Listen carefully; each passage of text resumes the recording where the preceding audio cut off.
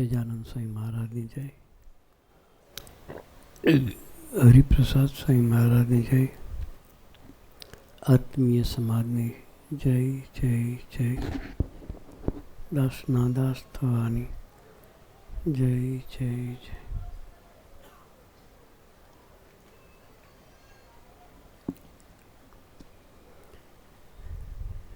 મીરાભાઈ અંદરની ધરતી પર તમારા બધાને દર્શન કરીને ખૂબ આનંદ થયો.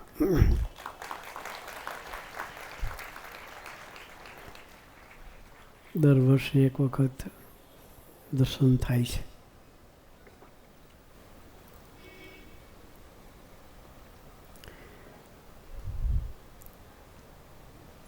એના મંડળનું નામ છે સરળ મંડળ.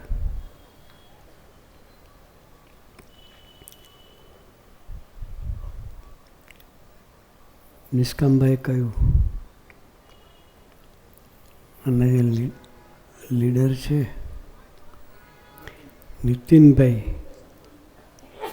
સંતોષભાઈ, બે ત્રણ જે કાર્યકર્તાઓ છે, ખૂબ સરળ છે.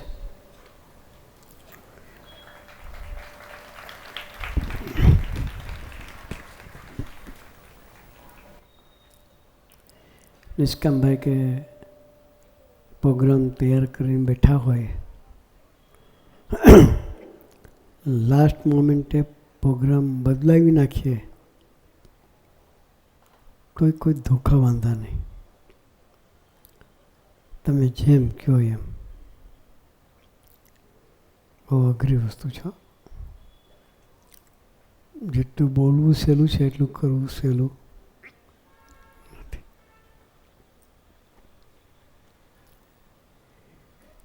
એની પર સહેજ જ મોટા પુરુષનો રાજીપો હોય, જે સરળ રહે એની પર સહજ રાજીપો હોય. આપણે સંવાદ નિહાળ્યો કેશવ ભગતનો.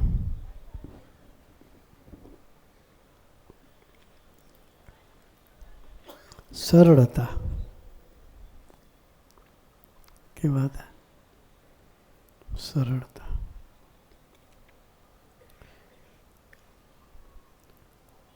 બાલમુકુંદ સ્વામી વિચરણમાં જવું હતું. સેવક માટે પ્રાર્થના કરી, અમારે નીકળવું હોય તો કોઈ સેવક જોઈએ.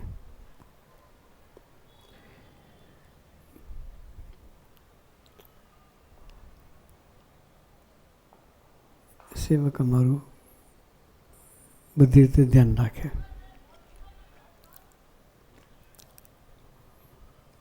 ગુણાત્મન સ્વામીએ કહ્યું, મારી પાસે કોઈ સેવક નથી, આ એક સેવક છે. પછી વર્ણન કર્યું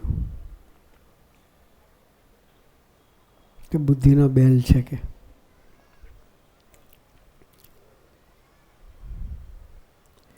સેવામાં ગધાડા જેવો છે, કે બે મોટા બિરુદ આપ્યા, બેલ જેવો ને ગધેડા જેવો. એ બિરુદ પછી આપ્યા કોણે? પ્રાણાધર પુરુષ.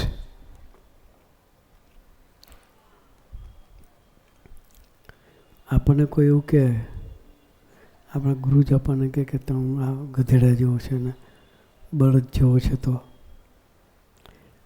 મારી ગેરહાજરીમાં સ્વામી મને એવું કીધું લાગે. હા, અંદર અહંકાર છે. શું છે? અહંકાર છે. એ અહંકારથી પરનું જીવન એવું છે કે શબ્દ લાગે નહીં.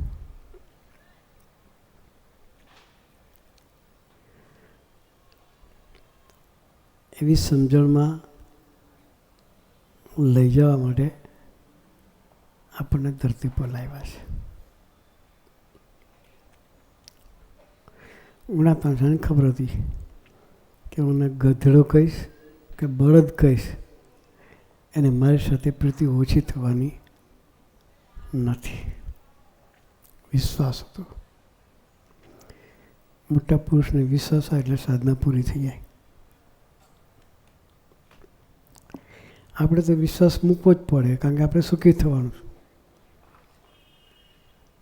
પણ મોટા પુરુષને આપણો વિશ્વાસ આવે, સાધના પૂરી થઈ જાય. કેશવ ભગવતે ગુણાતાન સ્વામીનો વિશ્વાસ સંપાદન કર્યો હતો, મેળવ્યો હતો. આપણી સાધના છે મોટા પુરુષનો વિશ્વાસ મેળવવો. એને આપણો વિશ્વાસ આવે એટલે કામ પૂરું થઈ ગયું. બધાને વચ્ચે વખાણે ખરા, પણ આપણને પેલી અપેક્ષા હોય. કાલે ભક્તિ સ્વામી વાત કરતી સભામાં, મહારાજના વખતને એક પ્રસંગ કીધેલો. એક ભગત મહારાજના દર્શન કરવા માટે ચાલીને 35 કિલોમીટર ચાલીને ગયેલા. એ જમાનામાં ગાડીઓ નહોતી. આથી 200 વર્ષ પહેલાં ચાલતા જ મુસાફરી કરતા હતા. નવાઈ નહોતી ચાલવું એ. પણ દરેક વ્યક્તિ અપેક્ષાથી જીવતી હોય કે મને કોઈ એપ્રિશિએટ કરે, સભાની વચ્ચે મને વખાણે કોઈ, એ અપેક્ષા દરેકને હોય. એ પેલી વ્યક્તિને થયું કે હું એટલે દૂરથી આવ્યો છું, ભગવાન મારું નામ દઈને બોલાવશે, મને હાર પહેરવા બોલાવશે, મારા વખાણ કરશે.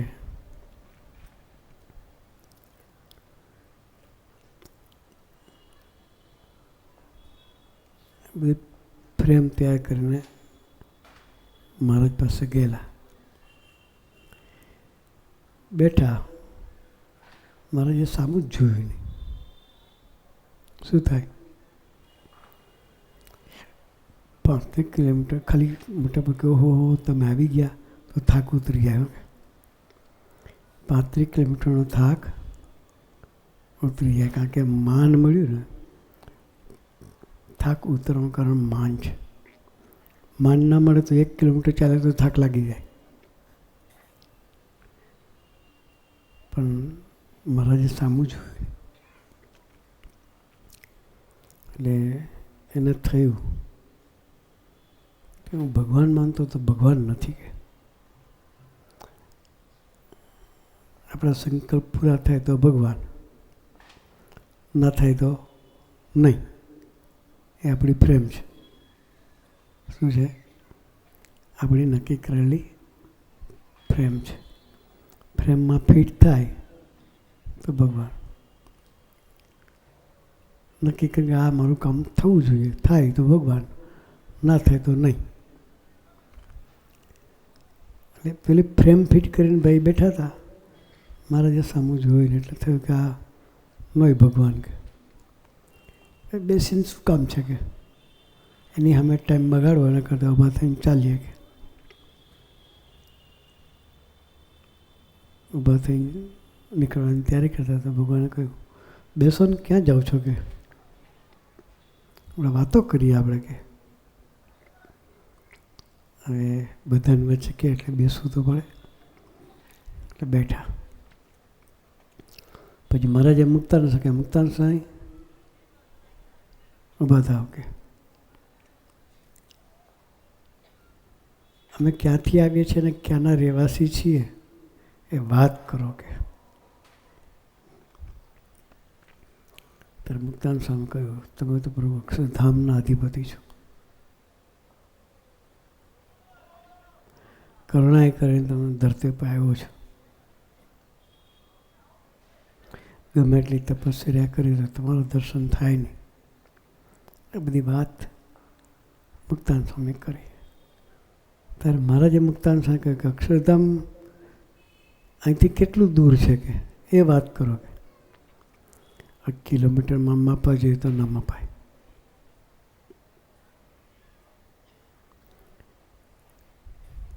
અહીંથી સૂર્યનું કેટલા કિલોમીટર છે કહી શકે? નથી ખબર.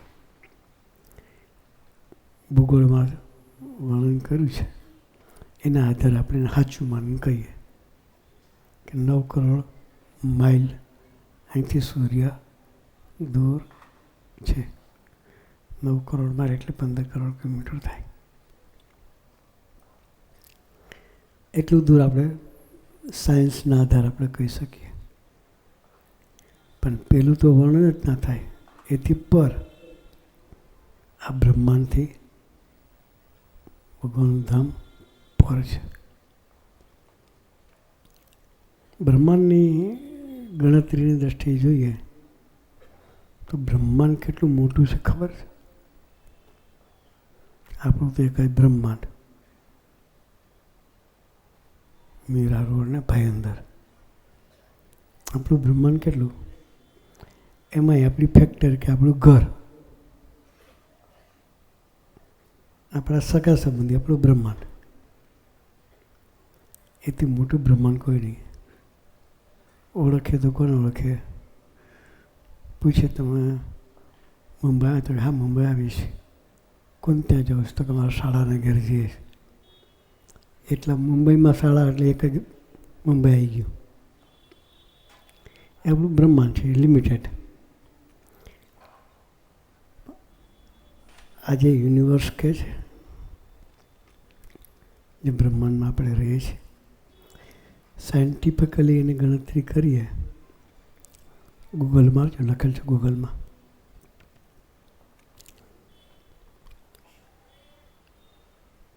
$43 બિલિયન પ્રકાશ વર્ષ, 43 બિલિયન પ્રકાશ વર્ષ થાય છેડથી પેલા છેડે જતા એક બ્રહ્માંડની વાત છે.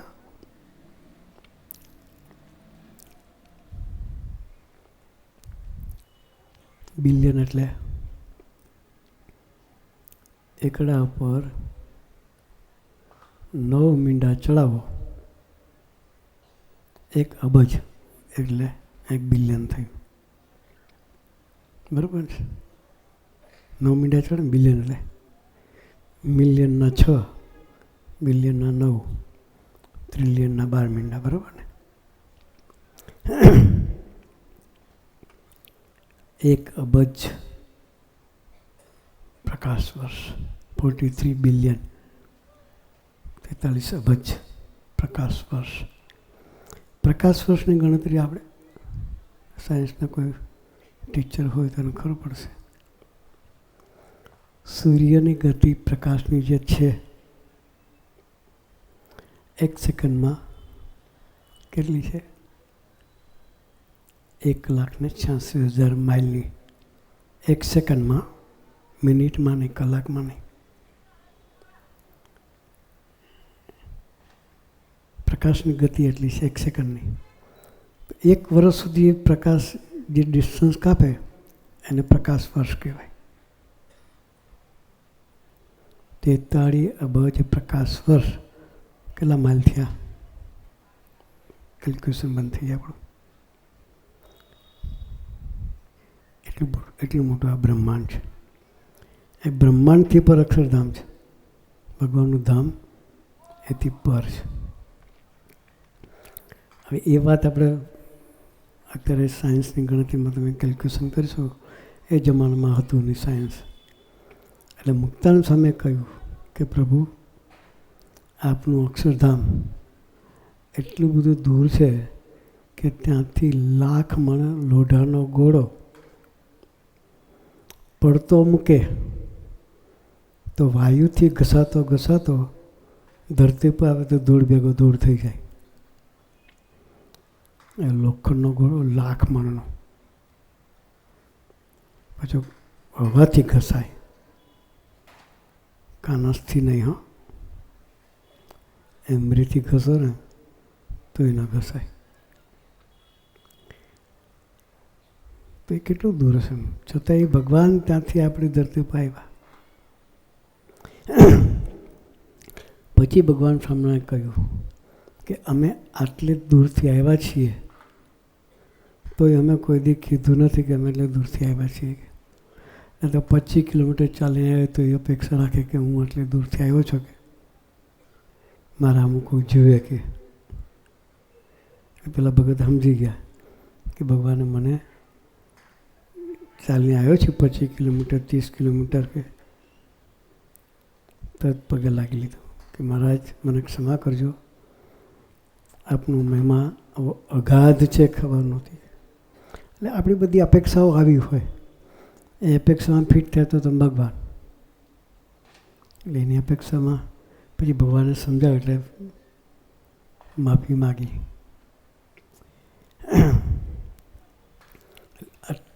એટલે દૂરથી આવેલા પ્રભુ કોઈ અપેક્ષા રાખતા નથી, નિરપેક્ષ જીવ છે.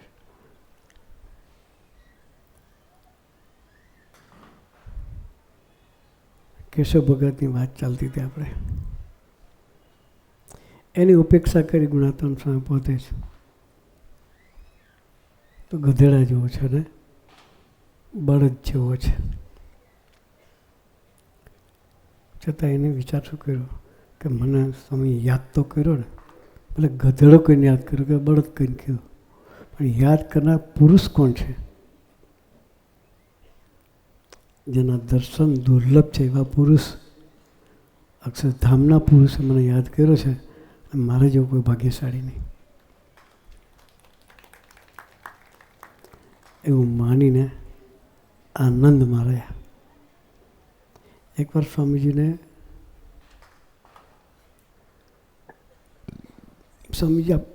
નિષ્કામભાઈ જેવા યુવકના કપડામાં હતા સ્વામીજી.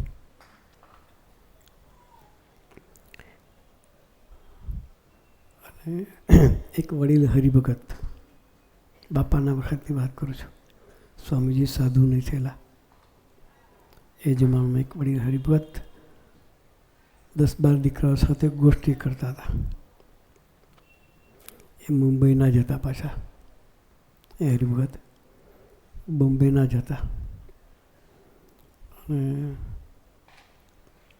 વાત કરી બધાનો સમાગમ થાય, પ્રભુદાસનો સમાગમ ના થાય કે પ્રભુદાસ એટલે સ્વામીજી, સ્વામીજીનું પૂર્વસરનું નામ પ્રભુદાસભાઈ હતું. બધાનો સમાગમ થાય પણ પ્રભુદાસનો સમાગમ ના થાય. પણ એ જ્યારે વાત કરતા ત્યારે પ્રભુદાસભાઈ એ દીકરાઓની સાથે જ બેઠા હતા. પેલા ગોષ્ઠી કરનારને ખ્યાલ નહીં આવ્યો. સ્વામીજીએ જોયું, ધીરે રહીને ખબર ના પડે બહાર નીકળી ગયા. ગોષ્ઠી પતી પછી એક સ્વામીજીનો મિત્ર બેઠો હતો ગોષ્ઠીમાં, એણે બહાર આવીને કહ્યું કે પ્રભુદાસ કે તમારા માટે આ ભગત આવું બોલ્યા કે તમને કંઈ થયું નહીં કે? આપણને થાય કે ના થાય? આપણે કે એનામાં બરકત નથી, શું કથા કરે છે? આપણે કહી દઈએ, શું કહીએ કે એનામાં જ બરકત નથી કે એનો તત્પ્રત્યુત્તર આપણે વાળી દઈએ. ત્યારે સ્વામીએ જે કહ્યું ને એ આપણે મનન ચિંતન કરવા જેવી વાત છે. સાહેબ કે મારામાં ક્યાં બરકત છે? મારો સમાગમ શાને માટે કરવો જોઈએ? એ તો બાપાનો મહિમા ગાય છે કે એનો સમાગમ કરવો જોઈએ કે આપણે.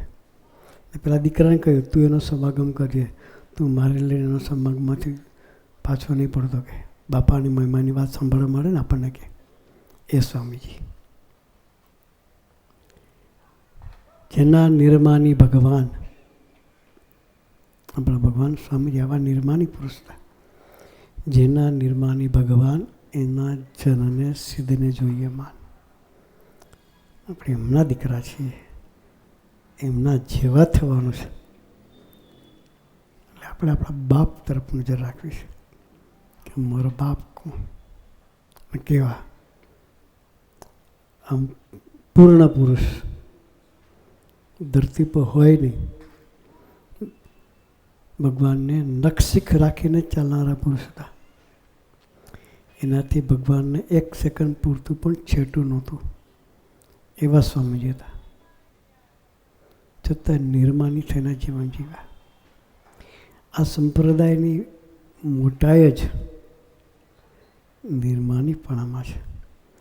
એટલે સ્વામીજીએ સૂત્ર આપ્યું છે, દાસના દાસ. કયું સૂત્ર આપ્યું? દાસના દાસ. કેશવ ભગત દાસના દાસ થયા. આટલી ઉપેક્ષા કરી છતાં પણ એના ગુણ જ લીધા. સ્વામીજીને પહેલાં ભગતે ઉપેક્ષા કરી, પણ સ્વામીજીના ગુણોનું દર્શન કરાવ્યું કે તમે લાભ લેજો, કે એ બાપાના મહિમાની વાતો કરે છે, સમાગમ તમે કરજો, કે મારી પાસે નિયમ જ ચાલશે, કે એનો સમાગમ કરજો. એ સ્વામીજી એ દાસના દાસ બનાવવા માટે ધરતી પર આવ્યા છે. એમના જીવન તરફ આપણે નજર રાખવી છે. એના જીવન તરફ નજર રાખીએ તો ગમે એવા પ્રસંગો બને. અમારા દીકરાએ પ્રાર્થના કરી કે પ્રસંગ બને ત્યારે પોઝિટિવ વિચાર કરીએ, નેગેટિવ વિચાર ના કરીએ. સંબંધ બાંધવો છે. આવો સરસનો સમાજ તે નિરંતર પોતાની ભૂલ શોધવા પ્રયત્ન કરે, પોતાનો દોષ જોવા પ્રયત્ન કરે, સામેવાળાના ગુણ વિચારવા પ્રયત્ન કરે. એવો સમાજ ધરતી પર ક્યાં મળે? સ્વામીજીએ કર્ણાયક કરીને આપણને એવા સમાજમાં બેસાડ્યા છે. એટલે આપણા જેવા આ બ્રહ્માંડમાં કોઈ ભાગ્યશાળી નથી. ન માનીએ ભૂલ કહેવાય.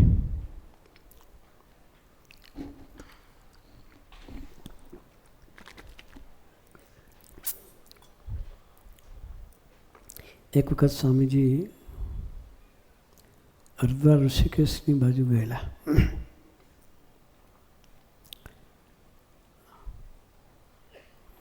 અને એક આશ્રમમાં સ્વામીજી રોકાયા હતા. એટલે સાથી સેવક હતા, એને કહ્યું કંઈક વસ્તુ લાવવાની હતી, કે તમે આટલી વસ્તુ લઈ આવો.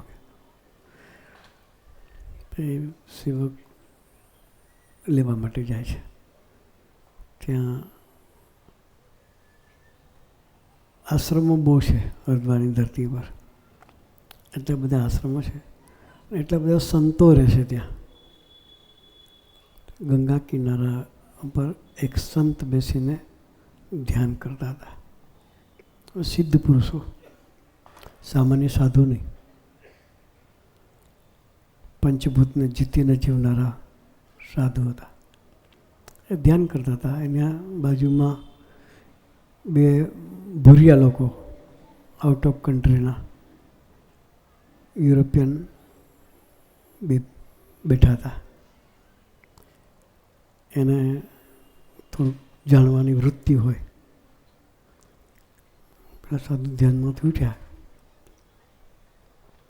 એટલે યુરોપિયને પૂછ્યું એની ભાષામાં, ઇંગ્લિશમાં, કે ભગવાન જેવી કોઈ ચીજ ખરી?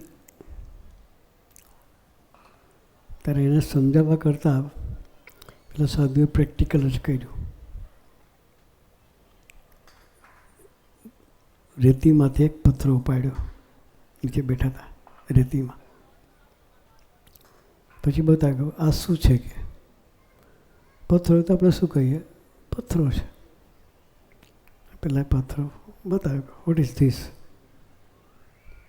This is metal. પછી મુઠ્ઠી વાળી દીધી, મંત્ર બોલ્યા, મુઠ્ઠી ખોલી તો જીવડું થઈ ગયું. રેતીમાં નાખ્યું, ચાલવા માંડ્યું. પેલા બે યુરોપિયન હતા, એને કહે have you something, have you something, have you something. એટલું કહીને તો આપણને જેવો કોઈ બતાવે તો એને જ ભગવાન કહીએ. શું કહીએ? આવા 9 લાખ હિમાલયમાં યોગીઓ છે, આટલી સિદ્ધિ લઈને ફરે. પછી જે સેવક ત્યાંથી નીકળતો એણે આ જોયું. આપણે જોયું શું થાય? ભક્તિ સ્વામી સાથે ફરતા હોય અને હરિદ્વાર ગયા હોય, ભક્તિ સ્વામી તો કોઈ ઐશ્વર્ય પ્રતાપ દેખાડે નહીં. અને કોઈક આવો ઈશ્વરી પ્રતાપ દેખાડનો મળી જાય તો ભક્તિ સાંઈ ભલે આશ્રમમાં બેઠા પેલા ચેલા થઈ જઈએ આપણે. હા કે એટલે પેલા હરિભગત હતા એને જોયું એણે આ બધું. એટલે પેલા સાધુએ પૂછ્યું, તારે કંઈ પૂછવું છે કે? પેલા કહે કે ના, મારે કંઈ પૂછવું નથી. એ પેલા સાધુએ સામેથી કહ્યું કે લડકા તું ગુજરાત સે આયા હે ના? આમનામ જ અધરતા કે તું ગુજરાતથી આવ્યો છું કે જી મહારાજ મેં ગુજરાત સે આયા હું. પછી પૂછ્યું કે તું સંતો કો લેકે આયા હે ના? એ સ્વામીજીની ગાડી ચલાવતા હતા, સારથી હતા. કે તું સંતો લઈને આવ્યો છું?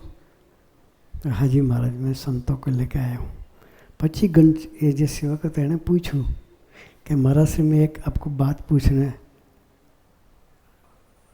जा रहा हूँ, तो बोलिए क्या है? तो आपको कैसे पता कि मैं गुजरात से आया हूँ और मेरे साथ संत लोग आए हैं और आपको कैसे पता? ત્યારે કહ્યું એણે કે અમે 5 ભૂત જીતેલા છે, પૃથ્વી, જળ, તેજ, વાયુ અને આકાશ. પંચભૂત ઉપર વિજય મેળવો છે. એટલે બ્રહ્માંડમાં જે થાય હું જોઈ શકું કે અહીં તું છું, તારો છોકરો ક્યાં છે એ મને ખબર છે. શું કહ્યું? તું અહીં છું, મારી સામે ઊભો છું, તારો છોકરો ક્યાં છે અને શું કરે છે એ મને ખબર છે. એટલે કે અમને આ બધું દેખાય કે. પછી પેલા સાધુએ કહ્યું કે તું જે સાધુને લઈને આવ્યો છો એ સાધુ અમારા કરતાં ખૂબ મોટા છે ને ખૂબ આગળ છે કે.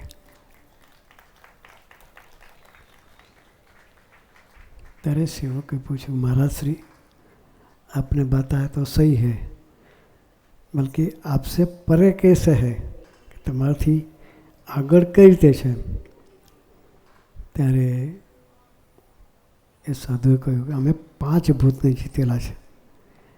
એને અષ્ટ આવરણ પાર કહેવાય કે 8 આવરણ જીતેલા છે.